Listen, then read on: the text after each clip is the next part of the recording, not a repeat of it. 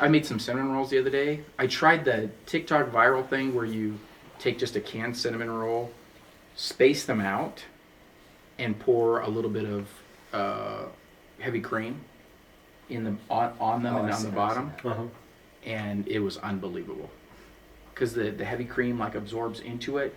They expand, they're extra fluffy. It's like the middle is the entire thing. Yeah. Out of just plain old Pillsbury cinnamon rolls, and the three of us just wolfed them down. I guess so. All right, ready?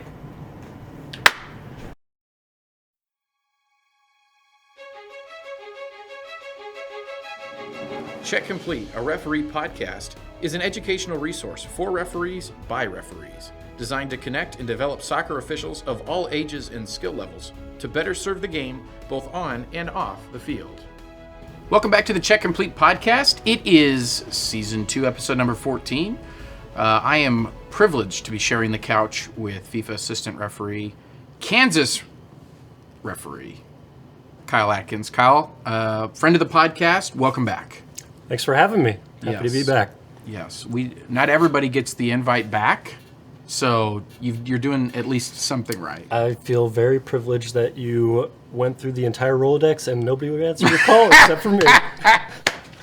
We're filming this in a time that is as close to the Arctic tundra as we've been in a while here in Kansas. It certainly feels like it. So, yeah, everyone else wanted to stay home today, I think. Is real cold. So as the interview progresses, we may scoot closer and closer, and it's just strictly for warmth purposes. Of course. Yeah, strictly for warmth. So anyway, we're excited to be back with Kyle. We've got a good conversation, loosely planned. It's not scripted out, but loosely planned for us today. As we jump into a new year, 2024 is upon us. We're in this kind of time of I guess off season, although I'm not sure, at least in our current sports climate, there really isn't an off season, especially at the youth level. I feel like it's just constant, right? There's always stuff going on. Everybody's got something going on. I even saw the schedule come out over email for the Winter League this week. Oh, I remember reffing those games. Oh, Tuesday, Wednesday, Thursday. I'm like, do not referee in the teen. It's going to be in the teens. That's not including the wind chill, right? Which is going to be sub-zero. Anyway. Still just one referee? Yeah, one referee. I remember being out there doing games all by myself, stadium jacket on, hat on, gloves, walking around with the whistle. It's rough. It's rough. I don't envy the guys having to go out there. It just makes you rethink everything. So what am I doing right now? This is where my life's led me. So... Anyway, so we're in an interesting time. We're I think a lot of us are enjoying a little bit of this, but also excited to get back out in the spring when the weather starts to turn to hopefully nicer. But I know for me, I always am like, as soon as I want the spring, it's going to go straight to June, and it's going to be 1,004 degrees, and I'm going to be sweating in places I didn't know existed. Yeah. It's just stupid. It's the cycle. So, anyway, so Kyle, what's new with you since we last connected? I bought a house. So you do have a life outside of being a referee, then? Shockingly, yeah, Wow. I do. It involves a lot of lounging and baking and eating and cooking, spending time with my girlfriend and my dogs and family. As everybody does during the holiday season. It's been nice to have a bit of a break from the hustle and bustle of the soccer world. Get to step back and just kind of assess how things went the previous year and think about the year ahead. Yeah. Make sure that if you had hustle and bustle on your Check Complete bingo card, you cross that off there because it's well placed. So you, a referee at your level of the game, you allow yourself that time to decompress and to, I think that's all, I think everybody would agree that that's important. How do you manage that relative to also making sure that you're prepared for the opportunities that will be here before you know it? You kind Sure. of balance that, right? So I say that I step away. Mentally, I'm able to do that because there's not a lot of outdoor opportunity going on during this time of year, certainly in this area. But you can't really fully step away from the game. I still referee indoor professionally because I really feel like that is very beneficial to me in the outdoor game. So I'm still thinking about soccer because in the year ahead, I know this is the start of a new cycle for the World Cup. So there's big games coming up that I need to be ready for. And so it's kind of just been a process of trying to improve myself through the indoor game and watching other games going on overseas to try and get reacclimated into what do I need to do to be ready for the upcoming season. And the past couple of years, I wasn't able to do the indoor game because there was COVID that happened, and then I was preparing for the World Cup after that. But being able to come back this year, I think is really going to get me back to feeling like I'm really going to take another step forward in my improvement with the outdoor game. So it's using this time to, like I said, reassess last year or the year prior and what can I do to prepare myself for the season coming ahead. And for me, that was indoor and watching games and just trying to get better and improve. Yeah. So you've said it, but just kind of extrapolating from that, the importance of that reflection and not letting, and we've talked about that on the podcast at length, not letting opportunities pass us by without extracting from them the lessons that we need to learn. And looking at it maybe specific to those moments or games, but also just big picture, like you're saying, looking back over the course of a whole year and seeing what it is that I can pull from that and garner from that. But then moving forward, and I think one of the things that is good in what you've said, and this kind of transcends even soccer, right? It's easy for me, and I've been guilty of this in the last couple of weeks. I'm a big journaler, so I put stuff down. I want to do this and this and this. But sometimes that's the easy part, right? It's that actual, let's take one step forward into what those goals could look like or those preparation pieces. And so for you, that's tangible action of getting out and doing the MASL stuff. And which is interesting, right? Because that's you're holding a whistle for those games. What is that like? It's a lot of fun because I don't get to do it very often.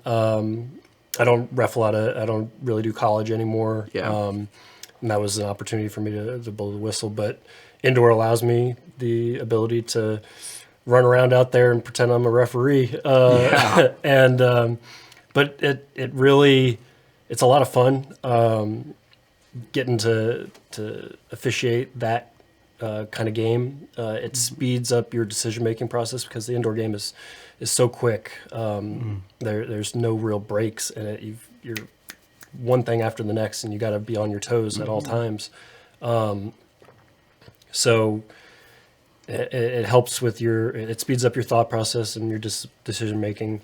So that when you get back into the outdoor season, everything. I remember every time I was doing indoor and transitioning then to the outdoor game, usually would be into preseason for MLS.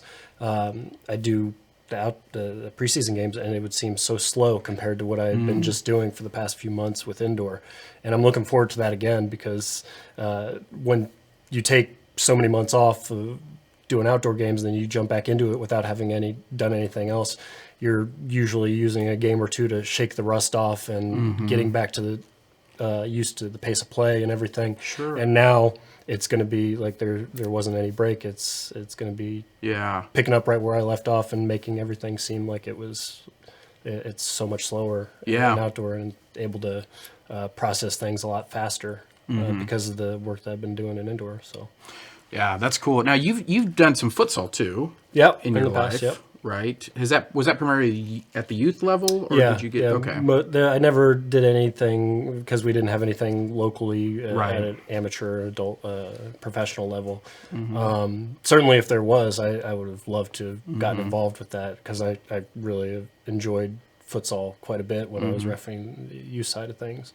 So if there's anybody who ever wants to create a professional league here in the Midwest or in the United States, I'd be all on top of that. Yeah, it's a great sport. I really enjoy the technical side of the game, and it's just all the different kinds of soccer are fun to me. Like I saw this thing last year, the soccer tournament, the 7v7 thing that was going on out in Carolinas.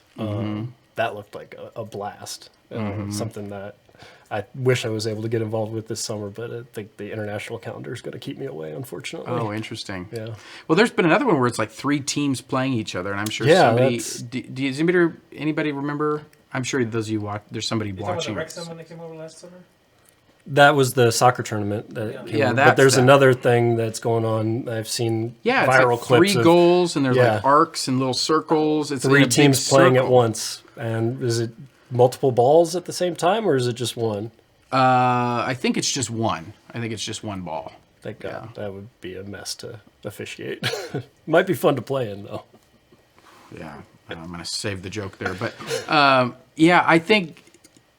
I don't remember what it's called. If you remember it, just comment in the video or send us a direct message or something. But, there's all sorts of stuff. It's crazy, and it's growing like wildfire. There's tons of opportunities. And so...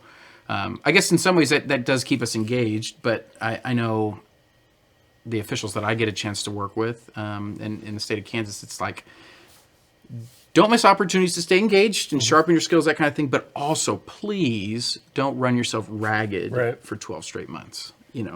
Give yourself some mental break. I know one of the things for me felt really unorthodox this past, it was 2 years ago, in the middle of the fall, busy fall season, I took 5 days to go visit family in Idaho. And it was exactly what I needed to then come back and just go right into postseason. And it was amazing. Yeah. And so I hope that, that's not really necessarily the point of what we're talking about, but just as you reflect on your year and as you think about what's to come, building some of those things in, making sure we're taking care of ourselves. Yeah, because if it's soccer 24/7, you're going to drive yourself crazy and you get burnt out. So you need to have the time off to spend with family, to recharge your batteries and get ready for what's coming ahead. Yeah. I'm curious. You're a baking and cooking guy. We could talk about this and we do talk about this at length. So if you've got, in recent days, you're snowed in. You've got, in this hypothetical, which is very real because it just happened, you have all the supplies you need. What's your go-to item that you're like, it's a snowy day, I'm going to whip up? Probably bread pudding. Bread pudding? Yeah. Okay. But it would probably start with having to make some brioche bread a day or so before. Okay. And then using that as the base for some bread pudding. It's my favorite. I absolutely love that. Okay, we're accepting orders. Comment below. No, okay, so that's more, maybe that's on the baking side. Is there like a cooking dish that you're like, man, I gotta tell the audience I am real good at, and I'm gonna whip up this? Oh man, I just made a really great. If you say tacos, I'm going to smack you across the face. Anyway, keep going. Sorry. It was. Get some tacos. I shredded some lettuce. Actually, I bought it pre-shredded and pre-shredded cheese and garnished it with a can of salsa paste. Yep. No, it was a sweet potato taco kind of thing. I'll allow it. It's more like a burrito. Because I'm intrigued. A burrito bowl, some sweet potato and some ground chicken and some avocado, some fajitas and all that. Oh my. It was real simple, but really, really good. With sweet potato. Uh-huh. Wow. In place of rice. Oh, okay. With some beans and everything. So Dang. yeah, it was. Wow. Anyway, that's fantastic. Just keep going with food. I know we could go for so long. So thinking about, and as we flipped the calendar, or at least when we're recording this, who knows when someone might be listening, but we're a few weeks here into 2024, a time of the year in which people are taking advantage of a new year, a new month, to maybe restart, to get a fresh, clean slate in some regards, and part of that, I think, is the goal setting piece, right? That people are looking at. Okay, I give myself a fresh slate. I go to the gym. They always joke, the first week, and then after that, it gets back to the normals, right? But hey, at least you went for a week. It's real busy there right now. I'm sure it is. Yes, I'm sure it is. I mean, it is for sure when I'm there. Anyway, so when when you start to look at goal setting and what you'd like to accomplish now with this kind of fresh start, that can vary for a lot of different people. Mm-hmm. What does that look like for you? Is it, we talked a little bit about this off camera, but what is that goal setting? Does it look more traditional, or is it a little bit different based on career, all that kind of stuff? Yeah, for me, it's more long-term goal setting stuff, like the big thing for me right now is 2026. For the World Cup here in the U.S., doing whatever I can do to be prepared for that and be prepared for the games that would potentially allow me to be selected for that appointment. And that's more a big picture kind of thing, but smaller scale. I'll never forget when we were in the build-up to World Cup in 22. We were told by Masamu Basaka that one way to kind of engage yourself every day to make you think about what are you doing to get better, to build towards the World Cup that fall, was put a sticky note on your mirror and write on it, what am I going to do today to make myself better? And just think about that every single day after you get up. You see that sticky note. What am I going to do today to better prepare myself for my goal, which that year was the World Cup at the end of the season? And it's something that I carry forward now, is getting up and having that mentality that what am I going to do today to improve myself? And it doesn't have to be big every day. It's small incremental steps that build towards something bigger at the end. So it's a lot of that with the idea of the goal, a lot of small goals every day leading to the big one at the end. Right. And having that clear view of what that attainable goal is. And that's a big part of it, attainable. Yeah. It's great to dream and have those things that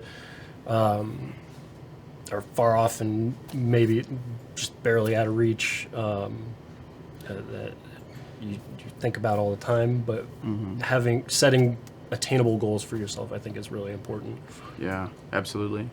And then the kind of the mini, it's almost like a Russian nesting doll, right? Of the mini attainable goals that then produce and lead to the big picture and contribute to that. Yeah, for sure.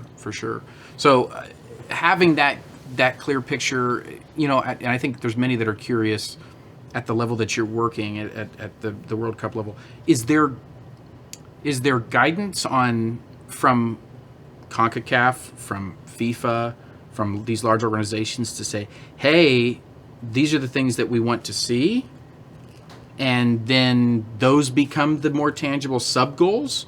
Or is it just, this is World Cup, these are the kinds of officials looking for, you develop yourselves?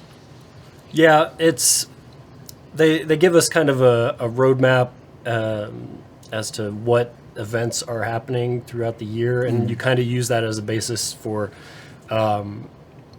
what you need to prepare yourself to put yourself in a position to be available for those events, because if you're not going to those events, you're not going to be moving on to work, for me, the World Cup at the end of the cycle. Yeah. They don't necessarily tell you this is exactly what you need to do. They have guidance for matches that they are in charge of, for like World Cup qualifying, or for CONCACAF the Champions Cup, or for Copa America, which will be this summer, or Gold Cup, Right. And then MLS having their own directives for us to follow. So we got to wear a lot of different hats and change for each game that we're working. But nothing in particular. This is exactly what we're looking for. Yeah. You need to be as good as you possibly can be, and the results of the matches are what's important. If you're not, if at the end of the day nobody's talking about you, you're having a good match, or you had a good game, and you know that they're going to be happy because it's no controversy. And so as long as you're doing that and keeping clean, you got a good shot. Yeah.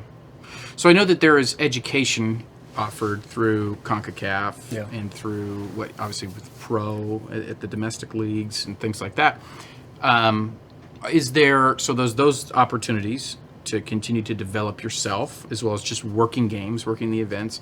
Is there more individualized coaching? Like, do you guys have opportunities as crews or as individual referees to, like, hey, we clearly think that this trio has an opportunity to do great things in the 2026 World Cup, so we're going to focus more energy in these individuals? Or is it just like the broad group, and you guys are expected to continue just to perform as you go along? Yeah, it's more the broad group. Okay. They want to hit as many people as possible. Certainly we have discussions with our bosses with FIFA and CONCACAF with certain games coming up and everything. We keep in constant communication with these people. In a couple weeks, I'm going to Toluca for a winter seminar where they're bringing in CONCACAF's bringing in all these referees from the region to kind of as an education piece to lay out what their expectations are for the year. So they're going to do exactly what you're talking about, not on a personal level, but for the entire group, to improve all the officials that they're bringing in. A lot of it, the improvement piece is self-assessment and talking with other officials and talking with our teammates and thinking about what worked for us on this particular game. What do we need to do differently going forward?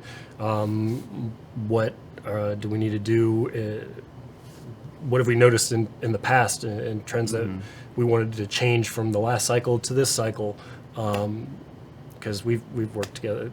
Corey-ish and I have worked together a long time now, and we're still always trying to improve and tinker and see exactly what is going to be best for us to put ourselves in the best position. So it's a lot of working within our group, making each other better and having those discussions and being open and honest with each other about the things that we did on the games, or if we're not working together, watching each other's games and helping each other that way.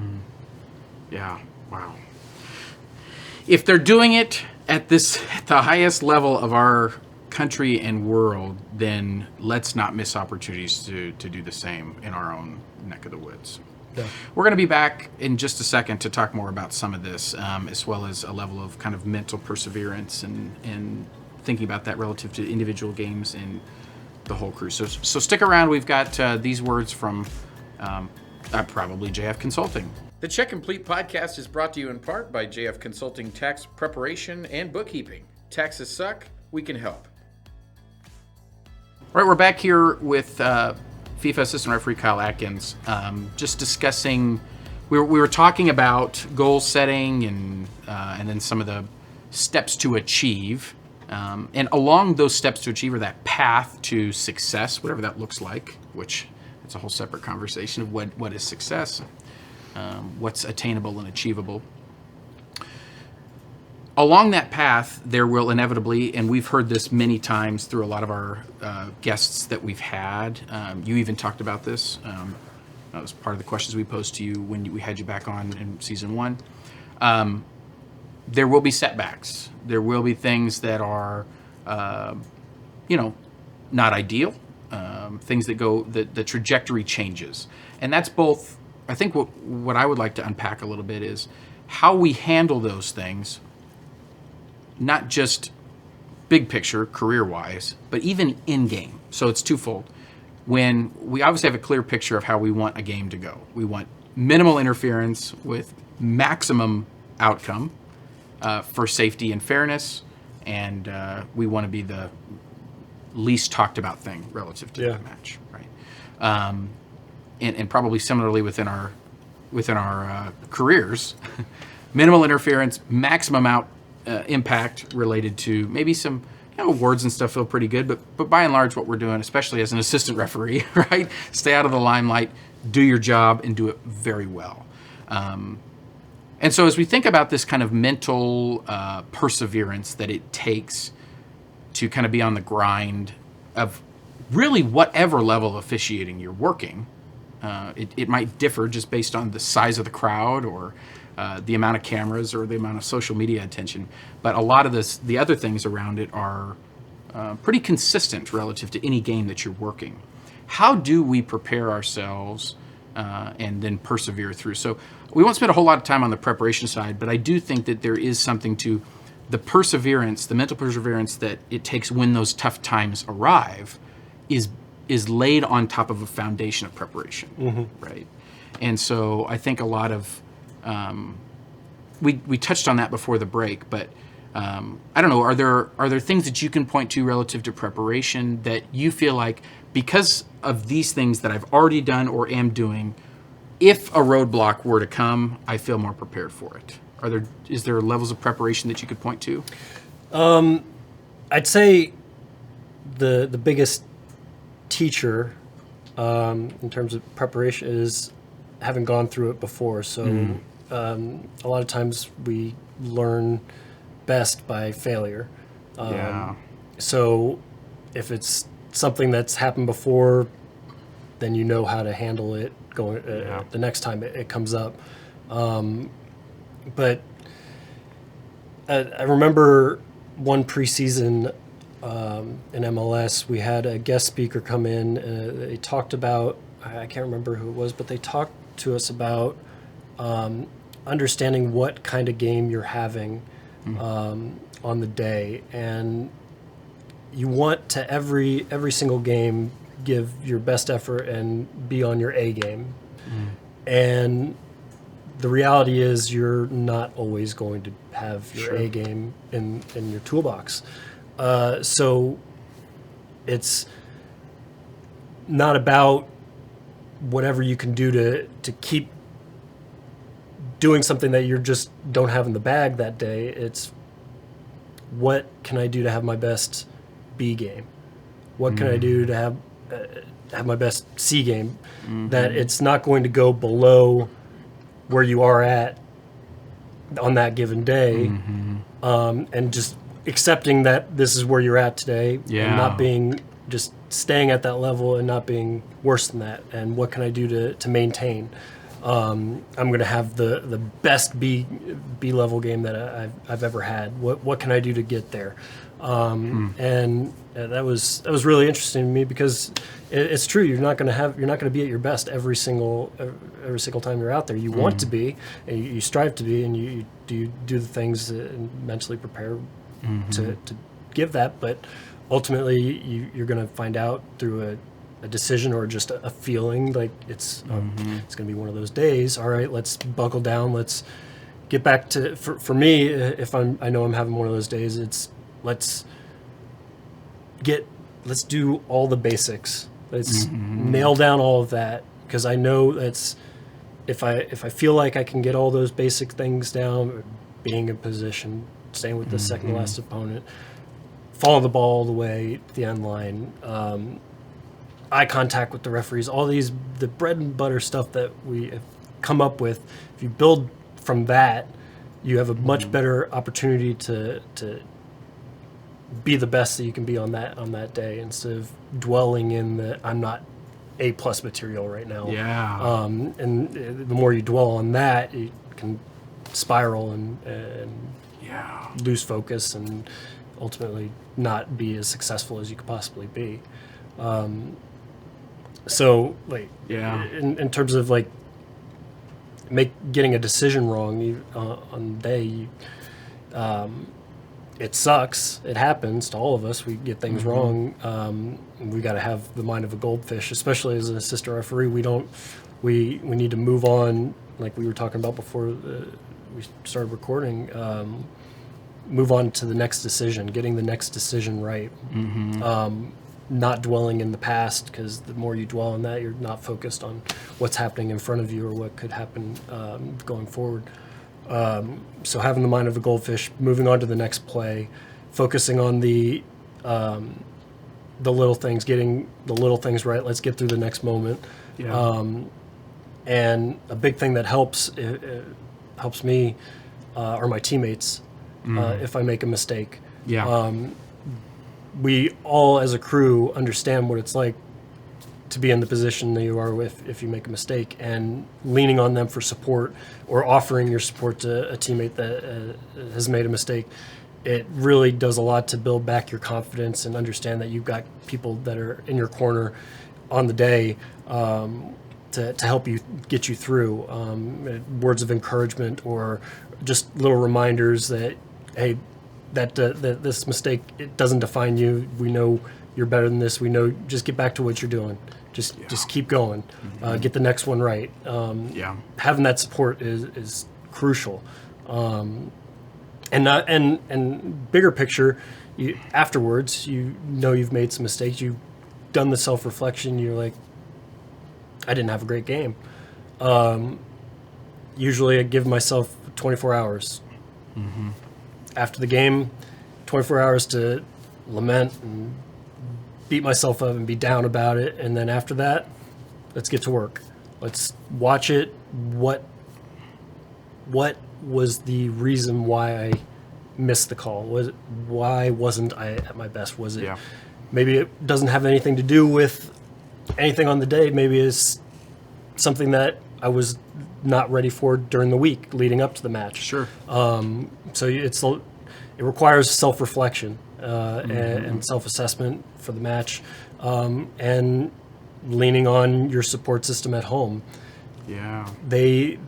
If you've got your family watching the game, they probably understand when things didn't go so great, or just using your family. I know when I come home and I don't have a good game, I talk to my girlfriend about it, and she understands. I'm going to be down about, I beat myself up, but she's there and she's supportive, and she tells me that, you're better than this. It's okay. It's going to be fine. You're going to wake up tomorrow and you're going to be better.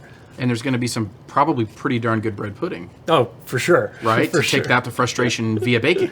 Yes, Right. yes. So it's having a support system and leaning on them when you have those tough moments. Yeah. Even in the games, like I was saying, with your team. But using that moment as a learning opportunity so that you understand what you need to do going forward to correct that, and make sure that you reduce the amount of errors that you have going forward. Like 7 or 8 really good things in what you said there. So I make sure we don't want to miss those pieces. Relative to the preparation piece, I love what you said as far as getting out and just doing it, right? And experiencing it. I know for me, if there's a difficult game and I draw back to, man, I didn't, first years in college soccer, when I had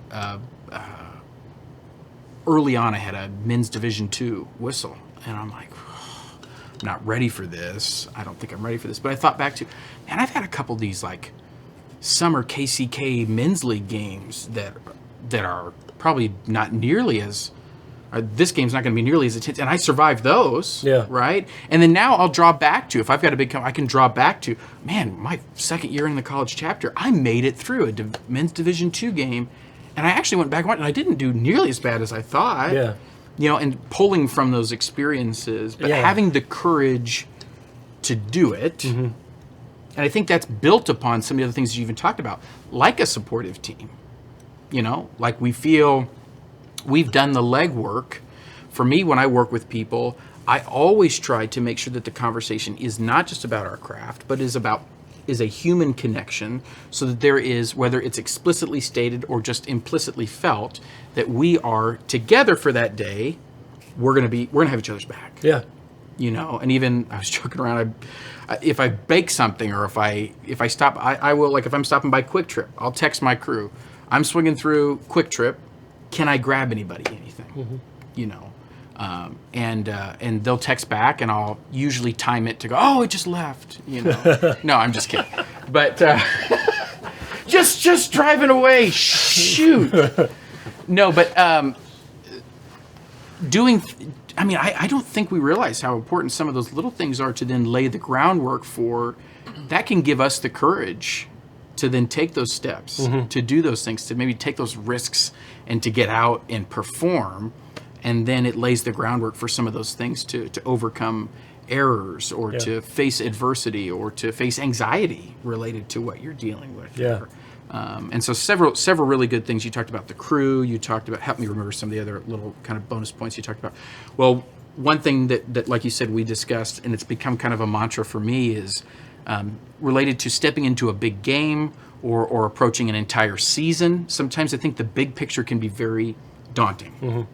I can't imagine, right? You're stepping into a World Cup cycle.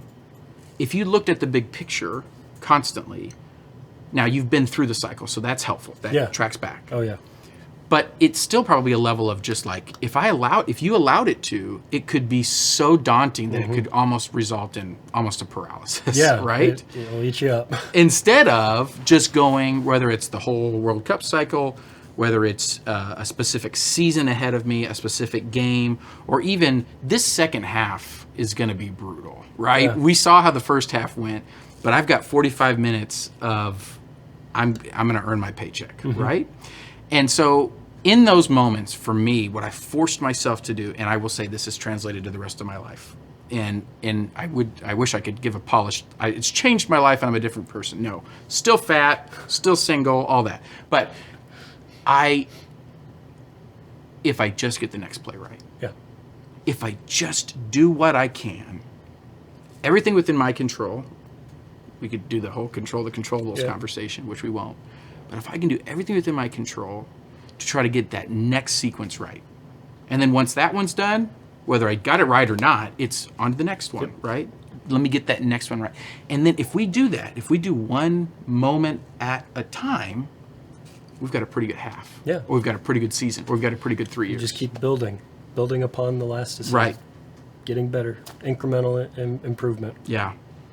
And so then you talked about the goldfish idea, which I know for some is easier. I know for me, that is very challenging, because I'm one that once a thought gets in there, it's like a pinball machine. Right. And getting it out is extremely difficult. I don't know if that's OCD tendencies within my own brain or what, but it's extremely difficult to get that out, and the internal spiral can begin. And so that's where I think giving yourself permission for 24 hours and knowing the things that are going to make you process it in a most healthy way. So knowing the people, your support system, like you said, knowing your crew, those kinds of things, going, hey, all right, I got to process this. I've only got 24 hours to do it, and I need to process it a certain way because I'm going to resist the urge to spiral. Yeah. But I want to process it, give it its time, but I also want to process it in a healthy way and in a way that I can extrapolate what I can apply in my next match. Right. And that can be tough because you've got to force yourself not to dwell on it in the moment. Yes. That's why I'm saying be a goldfish. It's a lot easier said than done because you can put yourself in that spiral. That's all you're thinking about is the decision I just got wrong. Well, if you keep thinking about that, it'll lead to the next decision getting wrong. And sometimes it like I said, being a goldfish and having a short memory is easier said than done. Finding something physical that you can do to snap yourself out of the cycle of constantly thinking about the last decision, whatever it is. Like, all right, slapping yourself on the leg, or Yeah. snapping your fingers, or saying Fix something, your sock. doing something, a physical action Yeah. to break yourself out of thinking about that decision. That's right. So that you can move past it and then focus on the game at hand and the next decision, and leaving that for your self-reflection later. Right. It can be helpful. So it's for me, it's hitting the side of my leg. Does Snap myself out. Does it ever go a I little try bit not to further go back? too further back, Yeah. so have them catch me on camera, slap. That's my what I'm ass. saying. Yeah, you got 20 camera angles and suddenly Get everybody, Naughty AR. everybody in the front row getting all excited. Well, speaking of things that are specific more toward each of the various cameras to be conscious of, but one of the things that you have a level of is the VAR piece, right? So you're able to get fairly quick, instant feedback on whether I got this thing right or not. It might be hard to capture what those emotions are like and verbalize them, but I think there's a lot of us that are curious of, you just had an offside decision. You know that thing is razor thin. That decision it's just super tight. It's being reviewed because it's a goal scoring situation, right? Yep. And so you're sitting there and you can hear just the logistics. What all are you hearing that put us into that situation? The goal ball's on the back of the net, flag goes up. Or doesn't go up. Either way, right? You've made your on-field decision. Yep. Just out of curiosity, logistics, you've let them know, right? So if the flag is down, you'd say, I've got them. Usually, say it's the flag is down. Okay. I usually say good goal. I'm running up the field, and we're communicating to the VAR. Or the decision on the field is goal, or vice versa. Offside, I'm communicating, I have offside, and if there are any particular nuances to the decision, I would communicate that to them as well. But I think what you're getting at is that time between that's me communicating that eventually to the decision. Some VARs are better than others about communicating with you in that moment, saying, we're checking offside, we're checking something else in the APP. But most of the time it's silent. You hear the referee maybe discussing something with a player or whatever, but the silence can really fill you with anxiety because, and what may take only 10 seconds feels like an eternity. I can imagine. And you're just waiting for the check complete. And when you don't hear that, and you hear, excuse me, referee, this is so-and-so, I recommend a review, your heart just sinks. Because you know the decision you just made is probably wrong. Right. Because the only reason it's a factual decision, they're not going to recommend a review if it's not clear and obvious. So you know in that moment when you hear I recommend a review, you're like, shit. Yeah, right.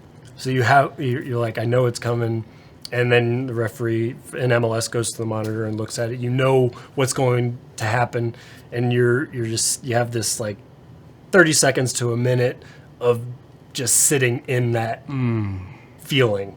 And it sucks. It sucks, and you can't escape it because there's nothing else happening in the game. Everything is just focused on this one decision, and you're just waiting. You're just like, come on, let's speed this up. Let's get the game restarted so I can move past it. And that's ultimately what you have to do once that whistle blows. To plays restarted, you just have to move on. You have to do whatever you can do to refocus yourself. A lot of times your crew will help you pick you up from a decision like that because it's happened to everybody. It sucks, but ultimately that's why we have VAR, is to correct the errors. If you have the mindset that this is what's best for the game, because that's what we're here to do. We're here to serve the game. Right. And if they're doing their job to correct a serious error, then the game is better for it. Right. And you've got to, if you can think of that positively, that this is a positive thing for the game, then I think you have a better, it's easier to digest a little bit. Like this is good. I'm glad we fixed this. Right. And you move past it and get the next one right. Yeah. But I tell you, when the opposite happens and it's check complete, oh my God, that feeling, it's so good, especially on those really razor thin calls, and you have the flag down or you have put the flag up and the confirmation of being right, and you're confident in the decision anyway. But the vindication you get and the feeling, it's I such can a good imagine feeling. just Such that a good, instant you're like, feedback. hell yeah. Yeah. Dang right, I got that right. Right. And then you get plaudits from, if you want to have the VAR say good job, or your teammates are saying, all right, way to get that one right. All right, and then it's just as quickly as you need to forget about your bad decision, you need to forget about the good one too, and you need to build on it and you go to the next one. Riding the high or living in the low is going to keep you from getting the rest of the stuff right. Probably, Exactly. Yeah. You know, so it's probably, that's a mental game of allow yourself to have that moment, right? If it's the other way, Yeah. okay, maybe leverage his motivation, or again, be thankful that the system's in place to correct an error. And then vice versa, right? Yeah. You'll be able to go, this was freaking awesome. I'm going to build on this. This Exactly. is a building block for me to then hopefully prepare. And then even, maybe even in that moment, being able to look back. I know for me, when I think about practical ideas for perseverance in tough moments, when you've made a mistake, being able to go, okay, that might be one mistake, but think about the breadth of my work today. Like I had that exhilarating high. We're back in the 30th minute. I nailed that offside. And this one, I missed it, but overall today, right? I think about the Major League Baseball umpires when they have their charts for, you can see post-game, you see all the stuff that they, like the percentage of called strikes, accuracy, and called balls accuracy, those kinds of things. And you look at, and a lot of these guys are well over 95 and higher. I mean, the percentage is insane.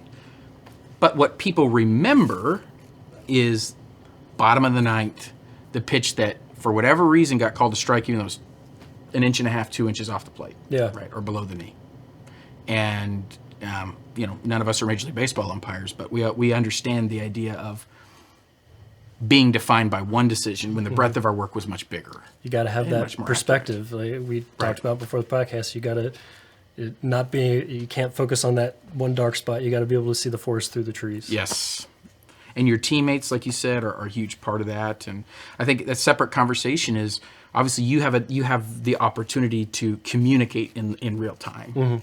But I think a separate conversation is to take off the technology and how do you provide support in a game when we don't have the luxury of a communication device. Yeah. The vast majority of soccer officials are working without communication devices. If you think about soccer from rec all the way up, right? How do we do that? I know for me, it's if I'm not making consistent eye contact with my assistant referees, if I'm in the middle and I'm not turning and looking and my head's down, something's wrong. Yeah.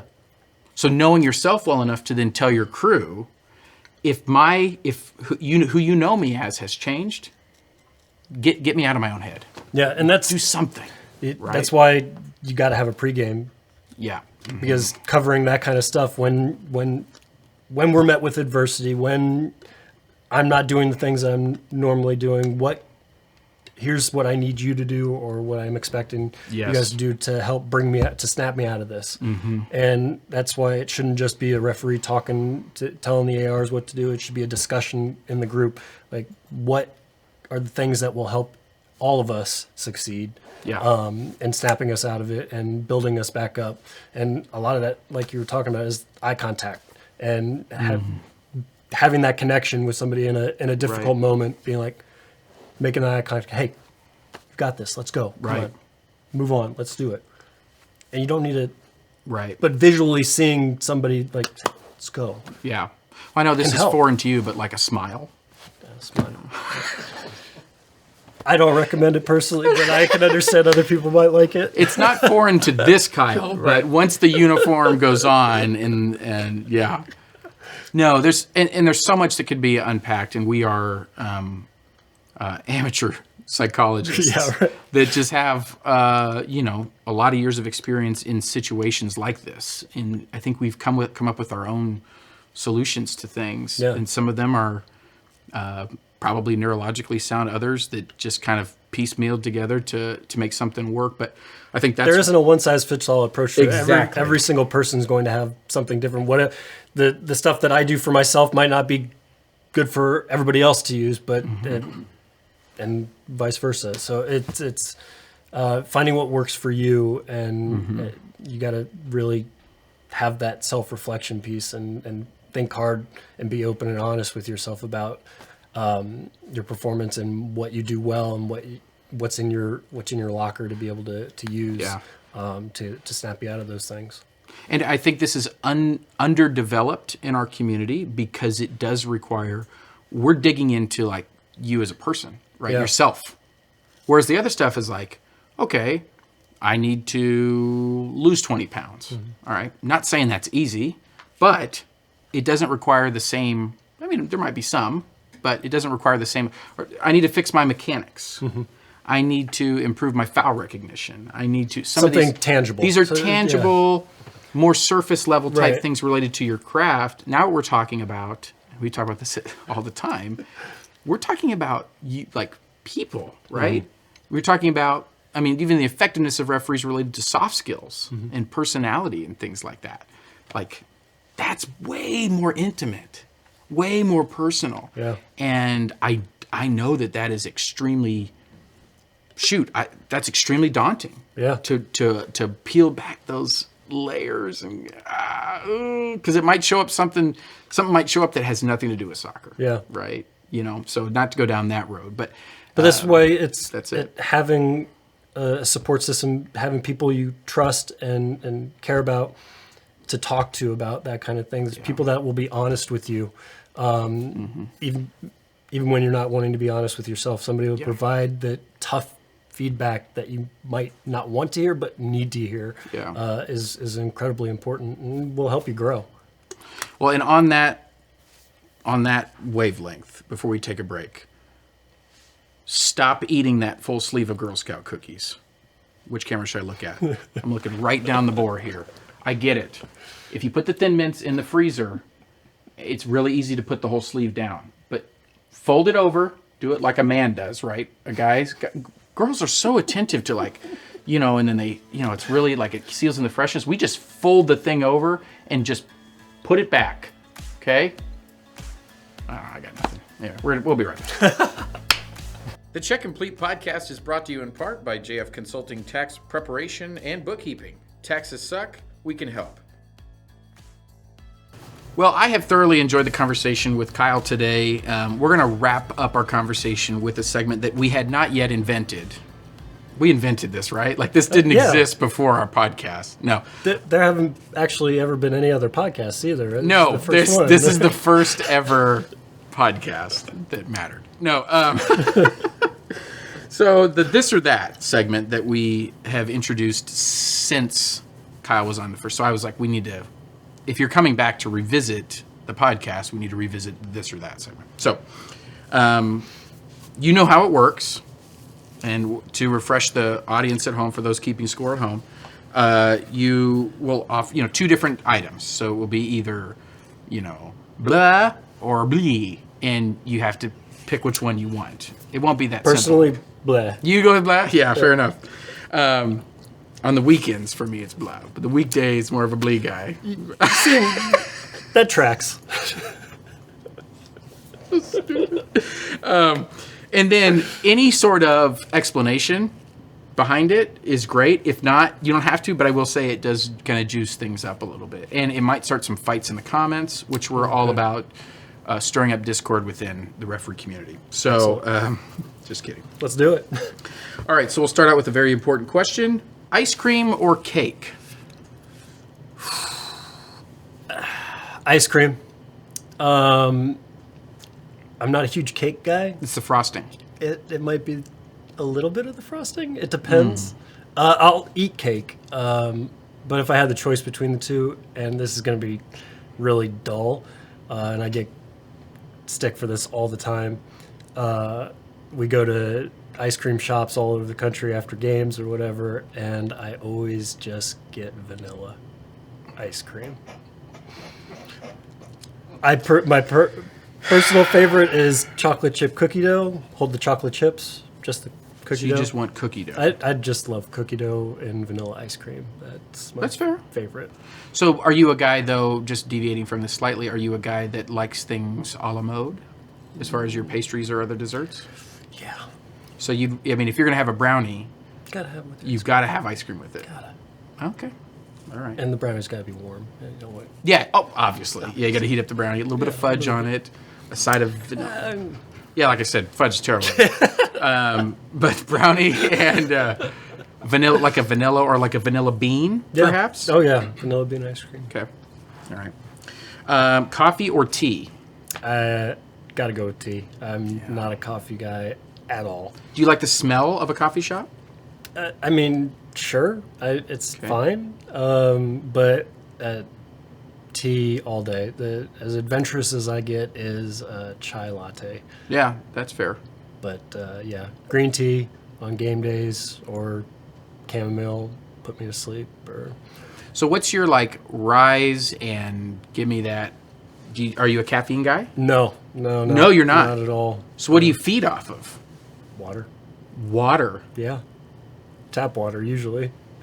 You probably no. You are nourished. Vanilla ice cream and tap water. I am Yes. an incredibly interesting and bland individual. Yeah, this interview just gets better the longer we're on it.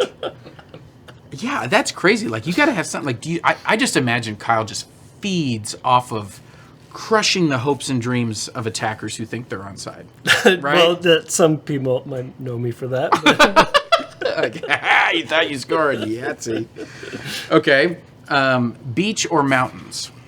mountains. I cannot stand sand. It gets everywhere, and you think you've gotten all of it, and then a week later you find some in places you certainly didn't expect. Right. to find Now it. it's like a diamond, right? It has formed. But yeah, the mountains. you. You got hiking. You got beautiful wilderness, generally, and then I like to snowboard. And snowboarding happens on mountains. I can't really do that at a beach, so Nope. mountains. You Mountains do all day. wakeboarding. Certainly not. Not with that attitude. Right. Yeah. So you like the mountains in both seasons, Yeah, whether they're snow capped in its winter versus in even summer. You enjoy a good trip to the mountains. Yeah, and I grew up doing board sports, skateboarding. Oh, I thought you Wakeboarding. meant based on your food No, thing. I thought it was BORED. I thought it was just consistent with your vanilla ice cream and water. yeah, the tracks. Okay. Right? Yeah. But even during the summer, you can do mountain boarding, which is basically just like a snowboard, but with mountain tires and a handbrake. Oh my gosh. It's a lot of fun. I feel like you'd little end more up dangerous. Wrapped around a tree. Yeah, if- Yeah. You're not doing it right, then yeah. I would end up not doing it right. Okay. I know the answer to this because the texts are blue, but iPhone or Android? For the longest time, I was Team Android. You were. Oh, I was. That checks out. I'm Team iPhone now, but each one have things they're good at that the other isn't, and honestly, you're fine with either one. Okay. I'm not going to be controversial and say I'm diehard for one or the other. It's a way to communicate. That's too bad. We were looking for a good sound bite. I know. I'm trying very hard not to be controversial. He's being all PC over here. All right. Well, if that didn't do it, this one might. Cats or dogs? Dogs. There it is. Though. Greg, how come you don't like cats? I don't not like cats. I just prefer dogs. I mean, I'm just more of a dog kind of, come home, they're wagging their little tails, happy to see you, kind of. So you need that assurance, do you? No. We will No put, cats. if you can submit images of your two beasts, we'll yeah. put them into the video and maybe on social media. But you Shout have out two, Rocco and Cosmo. Rocco and Cosmo. Yep. Yep. And they are, They're terrier mixes. Okay. We don't know exactly what they Yeah. are. One has a little Jack Russell in them. The other one might have a little bit of Pitt in them. But they're small little yappy dogs. Yeah. I love those little boys, though. Yeah, there you go. All right. So an early bird or a night owl? Neither. Neither. I'm a napper. I'd love to be a morning person. I'm not. Yeah. And you think that water would wake you up and get you going? Yeah. No, I'm just groggy. I could sleep till 2 in the afternoon if. And night owl, I try and get to bed at a reasonable hour. What's reasonable? Shoot us. I'd if I had my say, it'd be like getting in bed at 9 o'clock. But Lexi Right. won't let me. Yeah. She wants me to. Well, yeah, you're be tired not after as- dinner at 4:30, bingo to follow, and then you're just tuckered out. So you gotta. Okay. All right. Yep. Yeah. I got no response. Yeah. Clocking me exactly how it is. Yeah. All right. I'm sure there's a lot more of these, but we can switch more to kind of referee-related things. Let me say, I will eventually ask hot or cold weather when it comes to refereeing, but first, just in life, do you prefer hot or cold? Probably cold. You always put more layers on, Yeah. and you only can take so much off. Right. Before it becomes a problem. Yeah. Yeah. And when it comes to refereeing, I pretty sure I've never complained too much about a cold weather game, but I've certainly complained a lot about hot weather games. Yeah, there have been a lot more hot weather games than anything, but it can be absolutely brutal refereeing games in 100+ degrees. Right. You're just dying of thirst, dry mouth, and It's awful. You just can't escape it. And if it's cold, you can put some layers on, but also you're running, Yeah. right? I mean, ideally, if on a game you're Yeah. moving Moving. in some way. Well, that's why I'm always sure. amazed. Like when I'm out mentoring officials, that like it'll be freezing, and they'll be like standing there. I'm like, why didn't you run all the way down to the goal line? Like not even for the mechanic or Right. for anything, just for to warmth, stay warm, yeah. You know? All right. So that answers both referee weather and life. Okay, Yeah. fair enough. Okay, so when you're reffing, I think I know the answer to this, but cleats or flats? Cleats, always. I grew up playing the sport, and it's just what my feet are used to. Wearing flats, I feel like I lose a step that I don't lose when I have cleats to dig into the ground, regardless of what surface I'm on, Yeah. turf or otherwise. I mean, I feel like I know the answer to this too, but referee or AR? Are we talking indoor or are we talking outdoor? I mean, I think we know the answer to an extent, but I have seen you in the middle of games, and you are a good referee. Oh, well, thank you. Yes. So do you have I mean, we're talking outdoor now. AR. It's Okay. it's my bread and butter. I love the position, and I think it suits my skill set quite a bit. I don't like the limelight a whole lot, so Yeah. being on the sideline, helping the guy in the middle shine, is where I'd like to Good be. deal. What would an MLS game with you in the middle look like, realistically? It probably wouldn't be terrible, Okay. but it wouldn't be pretty. I can tell you that. I'd be running into players and not knowing where to move. But I think to be a good referee, you have to know you got to be well-rounded in all aspects. To be a good AR, I think it helps being a good referee. So doing refereeing as much as you can, even as you're coming up. having that sense of what a referee is doing out on the field and what they should be doing in certain situations is very beneficial for you as an assistant, and vice versa. So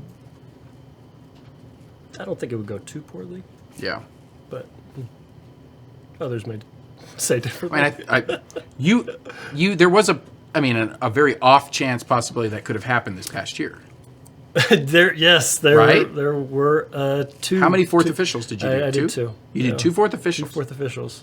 And And I was the designated person to go in if the referee had gone down, which I was praying would never happen. I think there were prayers going the other way from the most of us. I think we all wanted to see that. I'm glad whoever was listening to me, Yeah. not you guys.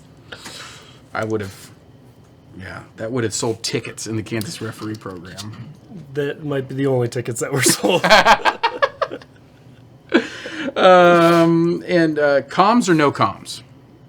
Comms, if they're available, it's more beneficial to have them than not. I'd certainly say it, I guess, might depend on the referee. Let's get names. Let's make this real. Yeah, real juicy Name information names. here. Yeah. No, it's comms are better to have. The more communication you can have with your crew, letting everybody know what is going on, be able to stay on the same page, knowing what the referee's communicating to the players, it's incredibly helpful. Yeah. And you're able to get to decisions faster and cleaner instead of having to just rely on the eye contact or running over to the assistant to discuss a decision. It's really helpful. Yeah. But you got to be ready for them if they break down, which does happen. So. Right. And the last one, as far as podcast, Check Complete podcast locations, the JF Consulting headquarters, or I'd say this is a lot more comfortable here. yeah, Temperature might be a little chillier, Yeah. but it keeps you on your toes. I'm gonna go here. you gonna go here? I'm Okay. gonna go here. Though I do love JF Consulting. And I don't think anybody's doubting that. The JF Consulting World Headquarters is really nice. They do run tours Monday through Friday, 10 to 2. Ask for Katie. Tell him Gordie sent you. You won't get a discount. They'll actually charge They you will more. charge you more. Oh, gosh. Well, this has been another episode of the Check Complete podcast. We'll wrap it up on that note. Kyle, thanks for your time, man. It's always a pleasure to be with you. Thanks for having me, Gordie. Yeah, great conversation. We hope, more than anything, we hope that this sparks something within what you're doing in your local neck of the woods, and that maybe this could spark a similar conversation on any of these topics, but especially on preparing people to be mentally and emotionally ready for the toll that refereeing has on them in their careers, but also as game by game goes on. And I think that's a community discussion. So, make sure that if you're not, make sure you already engage with us and follow us on Instagram and Twitter or X, whatever it is. It's always going to be Twitter to me. It's Twitter. At Check_Complete, Check Complete Podcast on Facebook and YouTube. Make sure you like and subscribe. And if you'd like to hear specific conversations or topics discussed, we'd love to hear from you. info@checkcompletepodcast.com is the email, but you can just slide into any of the DMs, the personal messages on any of those things, and we'd be happy to try to oblige and come up with some good content. So thanks for watching. Stay safe. Enjoy the off season. If you're watching this around the time when we publish it, maybe somewhere deep into the future, you're in the middle of a season. Who knows? But thanks for engaging with the Check Complete podcast, and we'll see you next time.